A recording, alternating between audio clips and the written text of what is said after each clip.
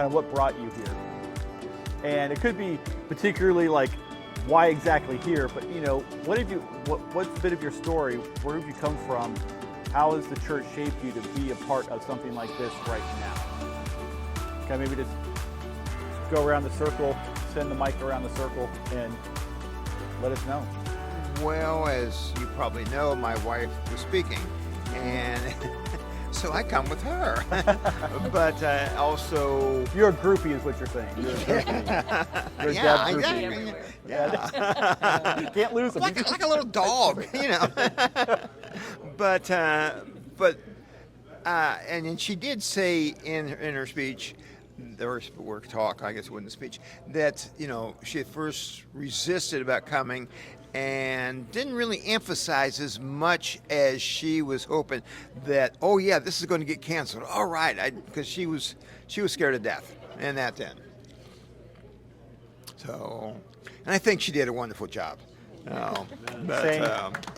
But she has worked on this thing for, oh man, I don't know. It's been at least 3 months. Every day she would go over it, and I say, don't you have that down yet? No, I'm still working on something.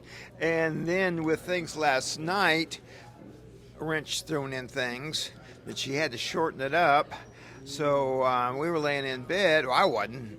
I was laying in bed. She wasn't. She was working on that. I said, how long are you going to be on this? She says, I don't know. So I'm going to sleep. And so I'm not even sure what time she went to bed. She said she had about 2 hours sleep last night. So... But yeah, we have been friends with Chuck and Linda for quite a long time when he served on staff with Deb, and so we were just so thankful to come down here. And I wasn't sure what to expect when I come down here, how much I was going to get out of it. I know she was speaking and had some other speakers, but I have really enjoyed this so much. I want to take back to our church and see if we can move them from here to there. Awesome. Thank you. That's like, my time's done. I'm moving on. Let me just talk about their church. They're in Columbus Shepherd Community, Columbus Johannes Shepherd Church of the Nazarene. They have produced, 2 DSs so far in the last few years? Columbus, Ohio Shepherd Church. Well, that's one DS. And then Eddie Step, and then Sam Barber. So 3 DS. So if you want to be a DS, go to Shepherd to Preach. If it's open. That's the secret. Yeah. So it's a good, solid, long history church there, and I'm glad you guys are a part of it. And our claim to fame is that Dr. Paul Gammonsfelder went to our church until he passed away, and he was the founder of Men in Missions, which later become Working Witness. Him and 2 or 3 other guys, they decided it was men in mission, and then they decided that maybe women ought to be a part of this too, which was a great idea. So and that is my passion. Awesome. My drive is missions. I love it. So if anyone starts saying anything about missions, look out, because I'll be bugging you till you go. Awesome. Yeah, I love it. The question is, What brought you here? Like, what part of your a little bit of your history of ministry and kind of how you are now here a part of this? okay. Well, it's a long story, but we were pastoring in Louisiana, and a Church God Anderson congregation there.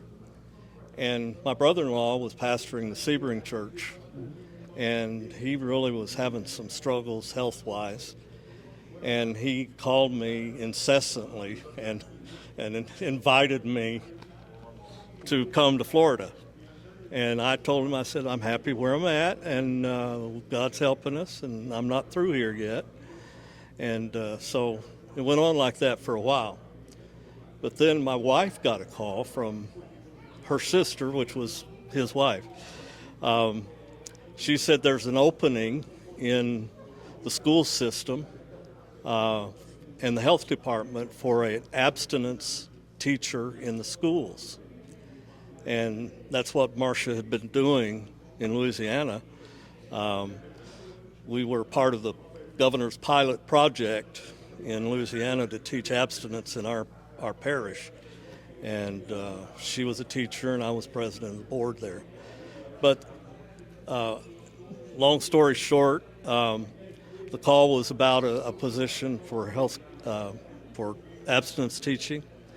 And the qualifications were you have to be very proficient on the computer.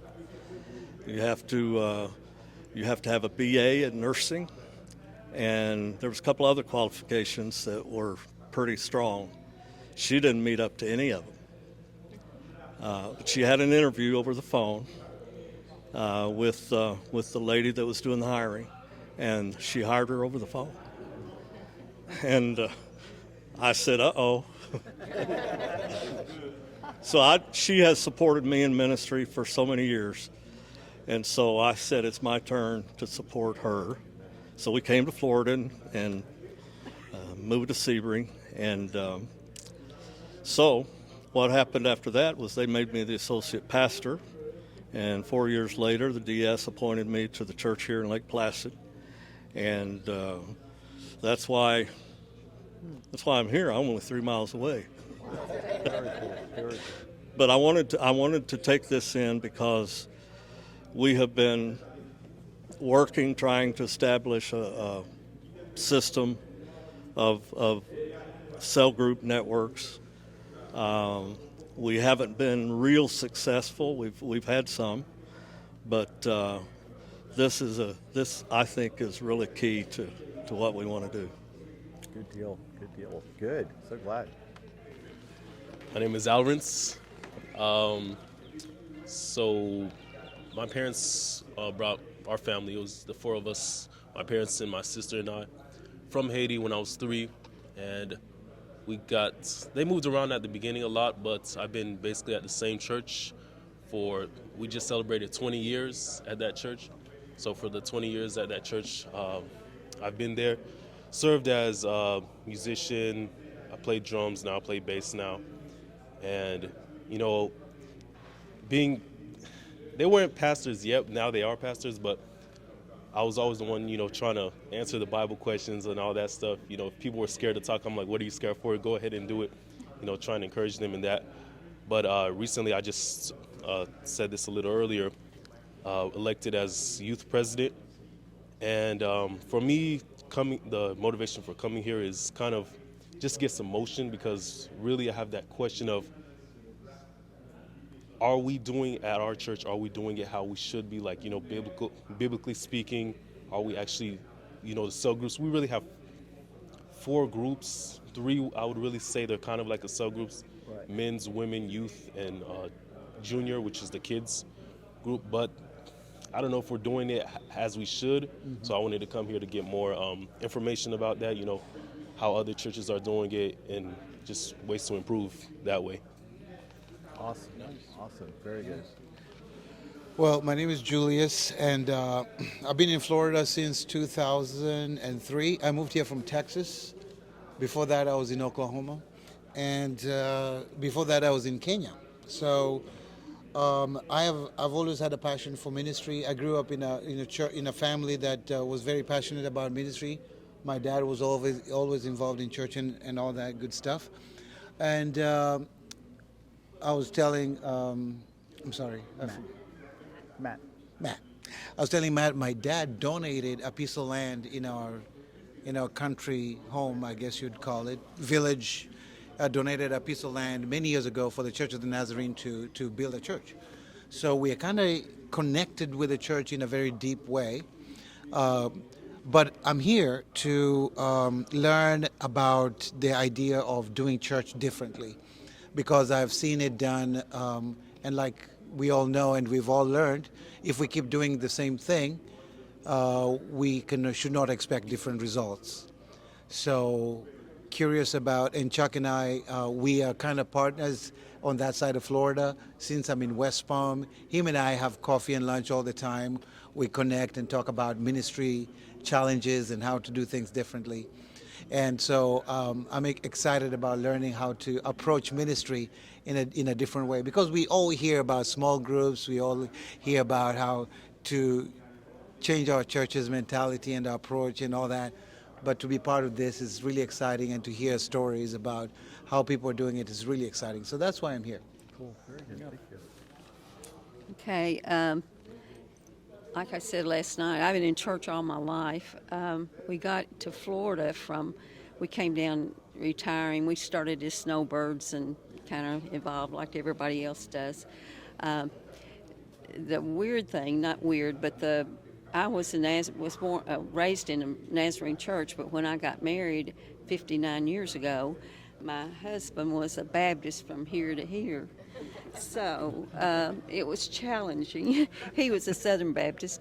And if you say Baptist, I've found this out since I've come back to Nazarene, everybody has their own preconceived idea what a Baptist is. There's so many different types of Baptists, you can't do that. Right. So when we got here, we couldn't find a church that believed like we believe. We went for 3 or 4 months looking every Sunday. On Saturday night, we decided what church are we going to go to tomorrow, trying to find a church that we thought God wanted us to serve in, because we had been in our church for 42 years. And we didn't know a soul in Venice. So we could not find a church. My brother, who vacationed in Venice, said, "Why don't you try the Nazarene church?" And I thought, oh, I don't know how that'll go over. But anyway, my husband said, "Well, let's go try it." So as soon as I walked in the door, I knew that's where we were going to serve. But I was going to let it be his decision.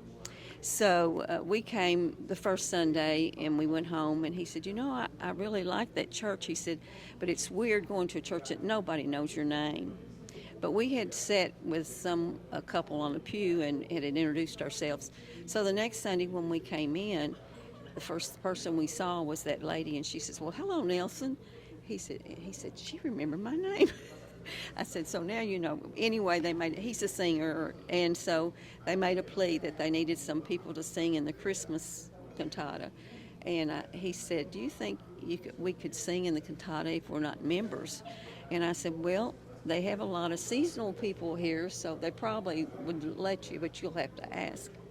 So anyway, long story short, he now says it's the best church he's ever been involved with. So he's still, I call myself a Babberine, because I've got the Baptist and the Nazarene, but I think Christianity is a relationship. It's not a religion. It's not a denomination. It's what your relationship is with the Lord. And anyway, we started going there and just have loved it. Kip Hasselbring is our pastor. We came the same time he did. And he has been so good at incorporating us and teaching us and leading us. And about a year ago, he asked me if I would work with him with the NDI as a director. And I said, "I'll do my best." I didn't realize what a big job and umbrella that is. But that's why I came. The pastor asked Lynn and I. Lynn's big worker in our church. She's head of small groups. It's not kind of what I thought it was going to be. I thought it was going to be on how to lead small groups and that type of thing. Been very informative and enjoyed it. But God is good, and He doesn't care whether we're Babberines or Nazarenes or whatever. And I love the Lord, and good to serve with you all and have a good weekend with you all. Awesome. Thank you so much. Thank you. Hi, I'm Lynn. I've been in Florida since the summer of 2020. We moved during the pandemic. It was a very quick move. We decided, my husband interviewed for a job on a Friday. We decided on a Tuesday he would take it, and we moved that Saturday. Whoa. And it was an amazing move. The church showed up and packed our truck, and we took off.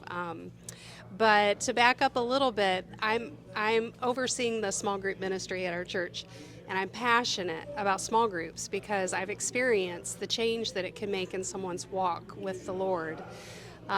In 2018, in January, our pastor in Ohio asked if my husband and I would lead a group through the prophets.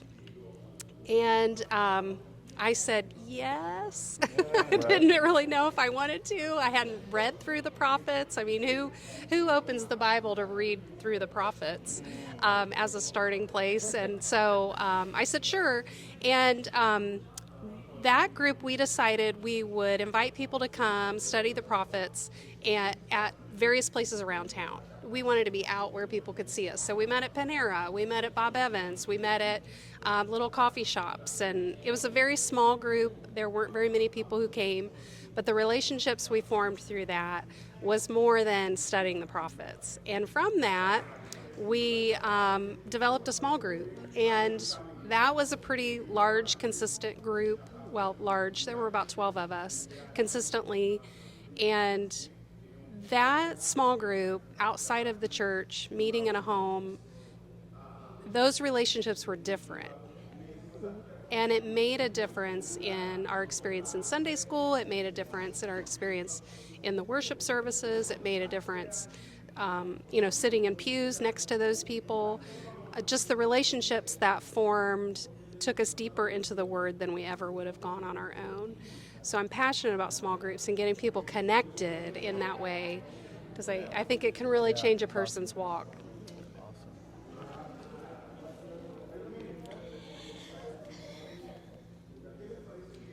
We moved permanently to Florida 10 years ago. 10 years before that, we started spending the winter here at the Avon Park Holiness Camp. Because my mom and dad came, and dad got injured, and she needed help. So we came down to spend 2 weeks. We ended up spending 6 weeks and attended camp meeting. And at that camp meeting, I found out that the churches that we had chosen because of special people, it was because these were sanctified people. We went 25 years to a Southern Baptist church, and there was a group of people that I was drawn to. They were sanctified, but we didn't have a word for it. Right. And then when we moved to the country, we went to a Methodist church. It was the closest one.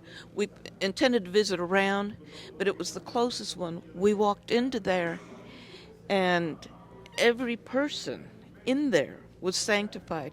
At the close of the service, they said everybody gathered in a circle up front and just prayed, and they prayed for us as the new people in the community.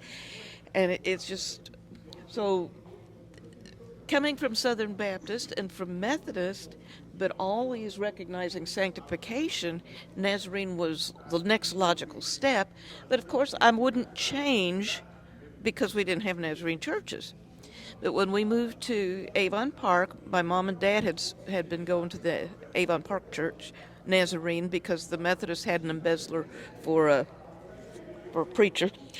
And they decided they would go to the Nazarene church because their friends were there. So we had gone there each year. And before we joined the church, we read the manual. We took the online membership class. I read some letters from the general superintendents because I was not going to change. I already went from Lutheran to Baptist to Methodist to Baptist to Methodist, and I wasn't about to switch again unless I knew this was it. So I studied the denomination, and there was one particular letter from the general superintendents that I read out loud to my husband. I said, honey, we're okay. This is what we're going to do.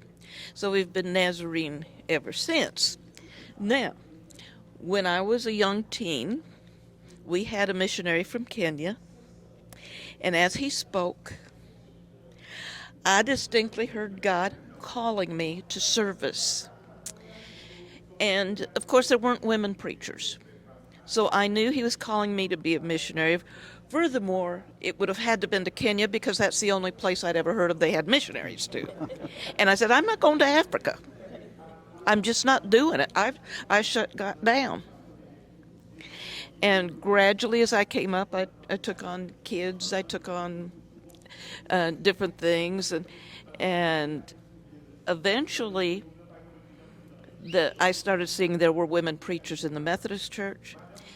I studied to be a lay pastor, and I was actually assigned to two little churches to pastor before we moved down here. And when I got down here, well, I finished my course of studies next month in November. And if I get credit for life experience, I will be candidate for ordination. So I could have been a missionary if I followed God the first time. But I did begin following him in my 50s in the Methodist Church. But now I'm all in. And I am here today because our church is made up of 80 and 90-year-old people. And some of them don't like to drive after dark. And I've found that by inviting a woman to have Bible study in her house on Wednesday afternoon for the people who couldn't come to prayer meeting, that became, she said, well, I'll just try it. And they have between 6 and 10 every week. And I'm like, how do you do this? How does this multiply? And if they're having problems getting into the church, and if they're at their houses and they invite people in from the neighborhood, which they do, I want to be part of it. I want to know how to do it, and I want to know how to do it under the umbrella of Nazarene so I can present it to my pastor who doesn't understand it either. Chuck said he gave us 5 more minutes. That's been 1 minute ago, so you got 4 minutes. Let me wrap it up in 2. Listen, I've been in a church, full-time pastor for over 30 years. Then I've been a full-time evangelist for over 15 years. And just recently, see how the 2 minutes finished already? Just recently I got a call from the DS2 and appointed me to this particular church. And so I realized they were asking me to preach at that church every other Sunday. So I was doing that. And when I was preaching for about 3 months every other Sunday, I felt like I was wasting my sermons. I was preaching to the same 6 people every Sunday, and I felt bad about it. So I went and prayed and fasting for the church. I normally pray and fast in the morning on Saturdays, but this day I felt like taking the whole day.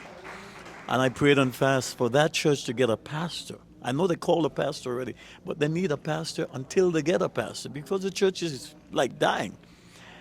I did that on Saturday. On Tuesday, the DS called me and asked and said, I'm appointing you. And I need to pray about it. I said, Pastor, I prayed about it and fast about it on Friday, but not for me. It looks like the Lord must have told him, hey, do that, So I don't know why you're calling me, but I prayed and fasted for this same thing on Saturday, and you are calling me on Tuesday. Normally I would say I would pray about it, but Pastor, Dr. Wilson have already prayed. I think this is an answer to prayer, But God works in mysterious way. I didn't expect me to be the person. I want them to get a person with a first lady. And I don't have a first lady. I was married for 46 years to a wonderful lady. And 4 years ago, she passed away. So I was praying for them to get a pastor with a first lady. Maybe God is going to give me a first lady. Well, you came to the right place to start praying and fasting for that. So, what is this, Saturday? If you get a call on Tuesday, we'll know what's going on. So maybe I should pray for a first lady on Saturday. See what happens. But God knows what He's doing. So I saw Dr. Wilson wrote a letter about this forum here today, and I said, I'm going to go to it.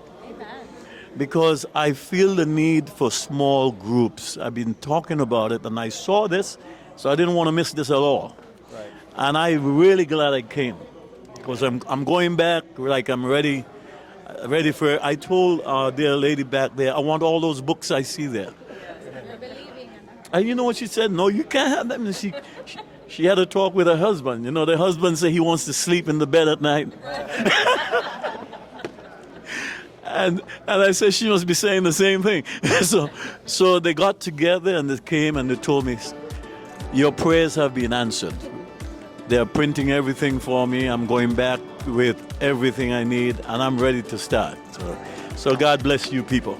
Awesome. Hey, before we go, let's go ahead. We can turn the camera off. Let's pray for you and the work that God's doing. And we can pray for the First Lady who's coming. She's on her way. She doesn't know it yet. But If you have one by 2